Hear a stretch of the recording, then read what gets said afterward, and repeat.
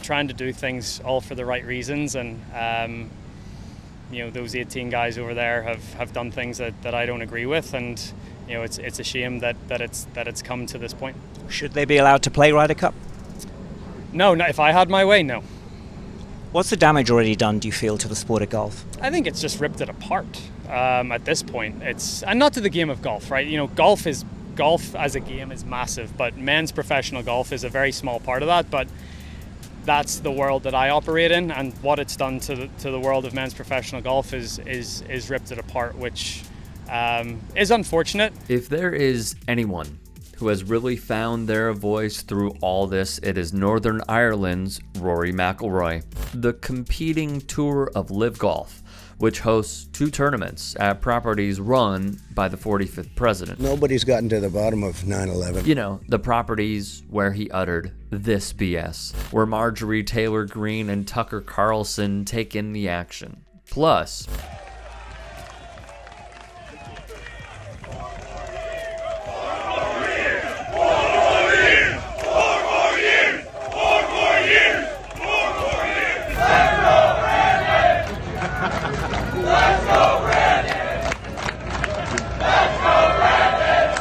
a tournament that has simply turned into Trump rallies.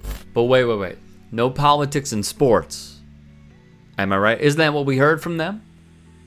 That those two should not be intertwined, but here they are. I think there are ways to mend that and bring it back together, but with everything else that's going on right now, I don't see that happening anytime in the near future. So at Trump Bedminster. Behind me right there is Phil Mickelson, the face of this new golf league being bankrolled by the Saudi government.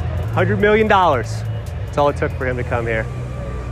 And I guess forget about that journalist that was chopped up by the Saudi government. Phil Mickelson teed off here at the 16th hole just behind me. Here's what happened. Do it for the Saudi royal family. Come on, man. Shut the fuck up. Come on, man. One more time and we'll escort you out. Okay, I'm so sorry. I'm so sorry. I am sorry. I'm very sorry. We saw this gem of a moment from the Good Liars, who also noted they spent $1 a piece on StubHub to get into the event, which saw sparse crowds throughout the tournament and empty lines for food and beverages. The atrocious human rights record in Saudi Arabia, which runs LIV Golf, saw the country put 81 people to death in a single day. Their crimes were nothing of the sort. Drummed up charges via the Saudis ended these people's lives for, in one instance, attending a protest as a teenager, being a member of the LGBTQ community, being an activist, not practicing the mandated religion in the region, and more. There is no free speech. There are no right to protest. Torture is the form of punishment, if not execution. Women have little to zero rights. Detainment for no reason is prevalent. Human rights organizations are banned, and that's just the tip of the iceberg. There was, of course, the murder of Washington Post columnist Jamal Khashoggi when he went to the Saudi consulate in Istanbul, Turkey. There have also been the imprisonment, detainment, and much worse of women's rights activists who championed before Mohammed bin Salman, before Norah O'Donnell and CBS News went to Saudi Arabia, parading MBS as this champion of women's rights and women driving. What he did was make himself look better and try to cover up the activists that were campaigning for this and protesting for this for years. PGA Tour defectors are paramount, with Cam Smith joining LIV Golf.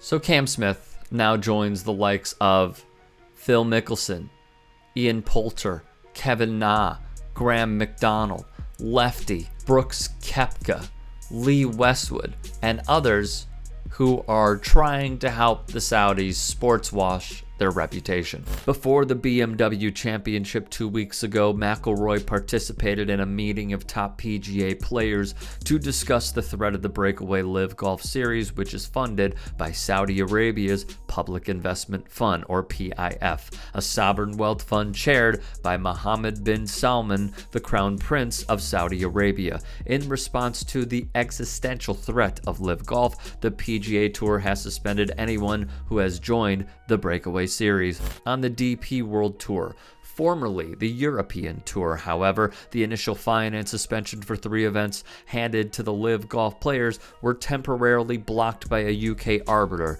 and so at next month's BMW PGA Championship, McIlroy will face off against players who are now a part of LIV Golf.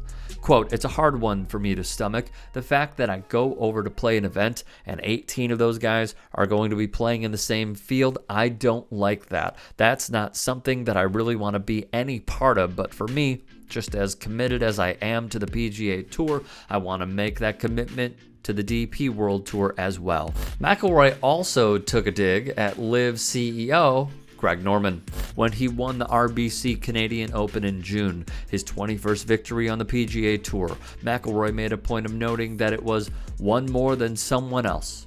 That someone else would be Norman, who finished his PGA Tour career with 20 wins and who McIlroy had been indirectly sparring with in the midst of the PGA Tour LIV Golf saga. With the PGA clearly, and I mean clearly, feeling the pressure from LIV Golf, they decided to change their current system.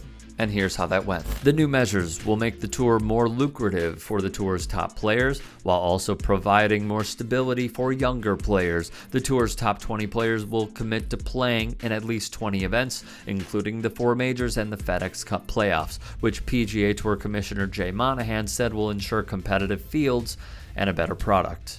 That commitment was in part a result of a players-only meeting held last week in which stars such as Tiger Woods and McIlroy shored up players' support and sought buy-in from the game's best players as LIV continues to poach from their ranks with lucrative contract offers. The tour has boosted the prize money to further incentivize players. Beginning next season, the tour will elevate 4 non-major tournaments, offering $20 million in prize money at each, which will add approximately $46 million in total available prize money. The tour is also expanding its Player Impact Program, a bonus system introduced last year as a way to reward players who help promote the game, and will now reward 20 players rather than 10. The total pool of money will double to $100 million, and the top player will pocket $15 million. The tour also has established a guaranteed minimum